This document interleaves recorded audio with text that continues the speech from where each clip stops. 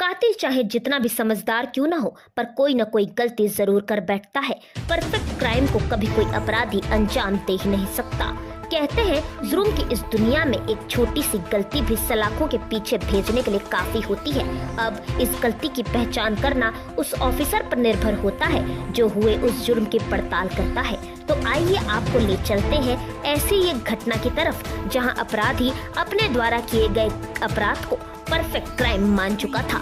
मुंबई में एक शख्स युवती का कत्ल करता है। कत्ल करते हुए उसे कोई नहीं देखता। युवती की हत्या करने के बाद वह शख्स वहां से फरार हो जाता है। कपड़ा फैक्ट्री में काम करने वाले रोहित रविदास जब अपने दोस्त के घर पहुंचे तो उनके पैरों तले जमीन खसक गई, क्योंकि घर में उनकी दोस्त नहीं बल्कि दोस्त की खून में सनी लथपथ लाश पड़ी थी। जिसके बाद फौरन पुलिस को इत्तला दी गई। पुलिस मौका वारदात पर पहुंची और मामले की जांच शुरू हुई। मुंबई साकी नाका के खैरानी रोड के इस इलाके में हुई मर्डर मिस्ट्री की खबर पूरे शहर में आग की तरफ फैल गई और चर्चाओं का बाजार गर्म हो गया। शिकायतकर्ता रोहित के अनुसार 22 वर्षीय मृतक युवती रीमा यादव अपने पति से वैवाहिक विवाद के चलते अलग होने के बाद खैरानी रोड में काम करती थी और वहीं कमरा किराए पर लेकर रहती थी। रोहित रविदास अक्सर युवती को खाना पहुंचाया करते थे। वहीं दूसरी ओर युवती का पति भी खैरानी रोड के इलाके में ही रहता था।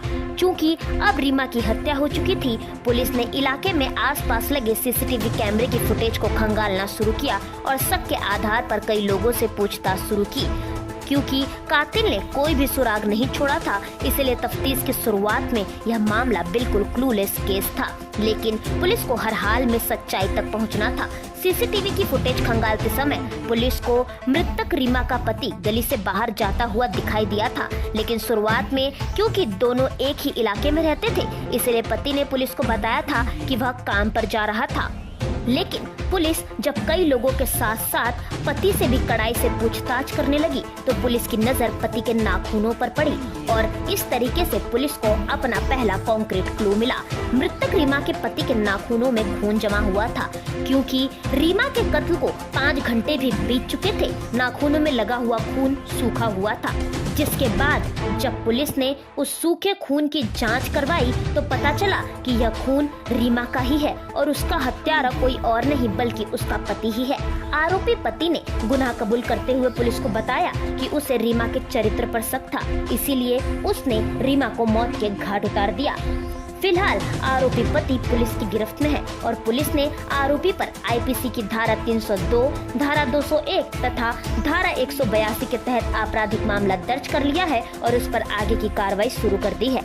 मिरर ऑफ ट्रूथ से शिवानी दुबे की रिपोर्ट। ऐसी ही और नई खबरें देखने के लिए बने रहें हमारे साथ और सब्सक्राइब करें मिरर ऑफ ट्रूथ। वीडियो पसंद आने पर लाइक, कमेंट, शेयर करना ना भूलें।